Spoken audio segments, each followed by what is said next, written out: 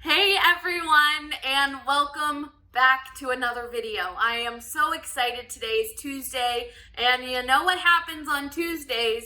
We crack open not one, but two books. Oh yes, the first book, I'll let it be a surprise, but of course our second book is going to be Judy Blume's Super Fudge. We are almost finished with this book, and I am just so excited to see exactly what happens and to get a little bit more of an idea where our family ends up at the end. So, before we jump into our first book, we've got to talk about our riddle. Now, today's riddle I think is really fun, and as always, at the end of our video, we will circle back while we are reading our Super Fudge book and figure out the answer together. So, don't worry if you can't figure it out.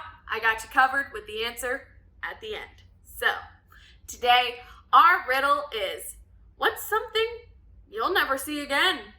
Ooh, kind of ominous. So, I'll let you guys think on it, and like I said, at the end of the video, we will go over the answer together. So, let's jump into our first book. Today, we are going to be reading What Comes in 2's, 3's, and 4's.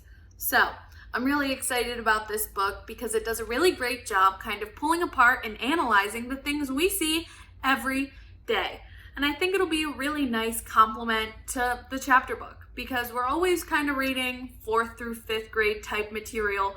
So to have something for our kindergarten dudes, I'm excited. So let's jump in.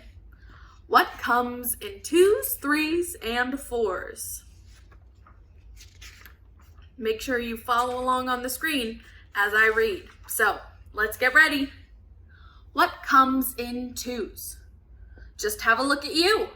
You have 2 eyes, 2 ears, 2 arms, 2 hands, 2 legs, and 2 feet.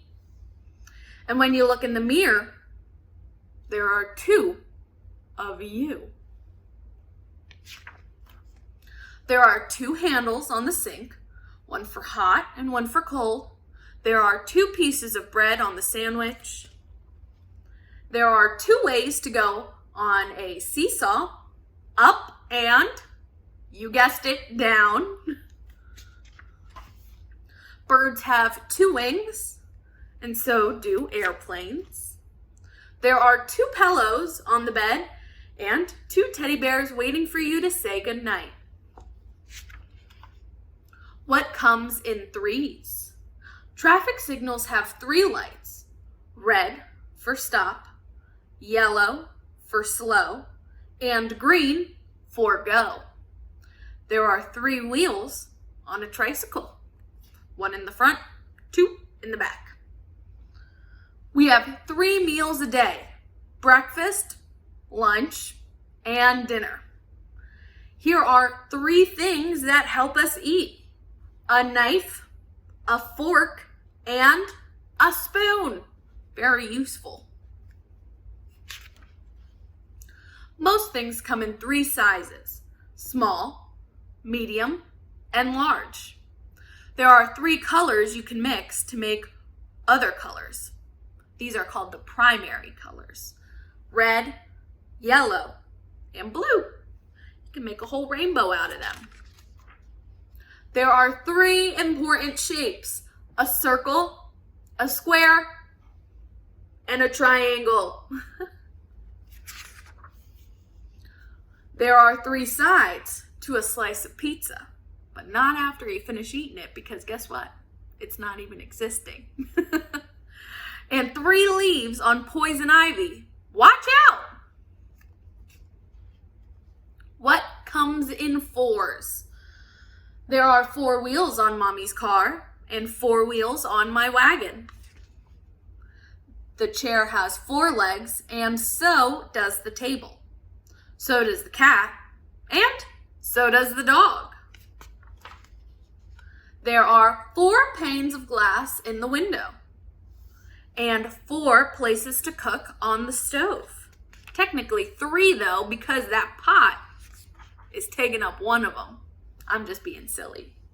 There are 4 seasons in a year: spring, summer, fall, and winter. And there are 4 corners on this book and on your screen. Can you count them? All right, guys, that was our book, What Comes in 2's, 3's, and 4's. I thought it was really fun just looking at things in a regular type of way. How does everything work together? Maybe there's things we can learn. Maybe there's things we can share. So I hope you enjoyed our book, and now we've got some positive action to focus on. Today, our positive action is really going to focus in on managing all of our resources. So, what are these resources that I'm talking about? I'm talking about things like time, energy, money, talents, thoughts, actions, and feelings. These are all resources we have available to us pretty much all the time. Now, I'm not saying you have a lump sum of cash on you all the time, that you have infinite amount of time. No, that is not what I'm saying. What I'm saying is we have a way that we react and interact with these types of things, right? We have energy, we have thoughts, we have feelings, we have time management skills, and we have money management skills. And if these things are not in tip-top shape or even in any type of shape, we are not setting ourselves up for success. Now, an example of this can be you're doing your homework, you get distracted, it's already time for bed, and you haven't finished your homework. That's poor time management. That's something that probably could be worked on. Another example is maybe you've committed yourself to too many different promises. You said you'd help this friend with that, the other friend with this thing, you're helping your mom later, your aunt the other day, and you're just using a lot of energy and not taking any time to make sure you're okay, that you're feeling all right. That is poor energy management skills. And you know what? That's okay, because goodness gracious, we are here to learn and to grow. We don't have all of the answers right off the bat. That's why we're here. We're learning. So don't sweat it if you're maybe thinking, oh my gosh, I've got something I need to work on. That's great. Working on things is great. It proves that you're thinking, you're aware, and you're really practicing great self-control, which we've covered in our last video. So, 2 thumbs up. Now, I want to give these list of resources again because they are just so important. I want you to kind of think about, maybe this is something I need to work on, or I didn't even realize that was a resource. So I'm going to list them one last time, and then we will jump right into, can you guess it, into our book. So the resources one last time are time, energy, possessions, money, talents, thoughts, actions, and feelings. So I know we talk a lot about actions and feelings on this channel, and I really, really want to remind you guys that they are connected. So keep that in mind when you're thinking about all this later. So with that, let's jump right into our book. Let's get going. I hope you guys are excited because, guys, we have less than 10 pages, maybe even 5 to finish. So I'm very excited. We are getting close. If we don't finish our book today, we are sure as a baloney going to be finishing it our next video tomorrow. So I'm excited. And I'm excited for the next book we're going to read together because, guys, it's a good one. So I won't waste any more time spoiling any more secrets, but let's do a quick little recap before we jump into our book. If you guys remember, Fudge and Daniel, they ran away, and the parents were not too happy about it. Thankfully, Peter did get a call from Fudge. Peter is having a very big moment of worry and stress and anxiety over Fudge's disappearance. But it turns out him and his best friend just went to a deli to pick up some food. So let's see what happens. Let's jump back into our book and let's go. Mom grabbed the phone out of my hand. Fudgy, my angel, I'm so glad you're all right. We've been worried. Don't move, not an inch. We'll be right down to get you. We jumped into the car. I arranged Tootsie in her car seat and we took off. We found Dad and Mrs. Manham driving by the lake. We told them the good news and they followed us all the way to the traffic circle and to the highway. Fudge and Daniel were standing outside of the bakery. They looked very small. Fudge was holding a paper bag with Sandy's printed on it. Mom parked, jumped out of the car, and hugged Fudgy. I'm so glad to see you. I felt another, different kind of lump in my throat. Be careful, Mom, Fudge said. You're going to squash my brownies. When we got back to the house, Fudge settled into Mom's favorite chair and said, we went to the deli next to Sandy's for lunch. We shared a pastrami sandwich. We had 3 pickles, Daniel added, relaxing in Dad's chair, and a cream soda. Mom, Dad, and Mrs. Manum sat down in a row on the sofa, facing the runaways. You know what you did today was wrong, Mom began. It was inconsiderate and foolish, Dad said. Not to mention dangerous, Mom added. And stupid, I said. And while we're very glad to see you, Mrs. Manum said, we're also very angry. Very, my mom repeated. And you'll have to be punished, Dad said. Fudge and Daniel looked at each other. What do you suggest? Dad asked them. Put us to bed at 8 o'clock tonight, Fudge said. That doesn't seem appropriate, Mom said. 7 o'clock? Daniel asked, yawning. Yes, Miss Manum told him, because you're very tired. But that's not a suitable punishment. Why don't you take their bicycles away for a month, I suggested. Expected everyone to shout, Peter, please. Suddenly, the room was very quiet. No, Fudge shouted. Not fair, Daniel hollered. Mom, Dad, and Mrs. Manum exchanged looks. I think that one makes a lot of sense, Dad said, finally. I think so too, Mrs. Manum said. I agree, Mom said. I couldn't believe it. They'd taken me seriously. But how will we get to school, Fudge asked. You'll walk, Mom told him, the way you did before you had bicycles. But Mom, Fudge began, if you love me. It's because I love you, Mom said. It's because we all love you and care about you. Fudge stood up and stomped his feet.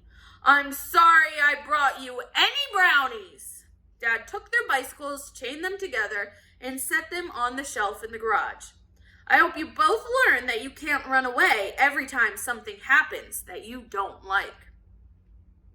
Running away doesn't solve anything, Mom said. We had a good time, Daniel said. So, ha. And a good lunch, Fudge said. And we showed we are old enough to ride to the lake, so there.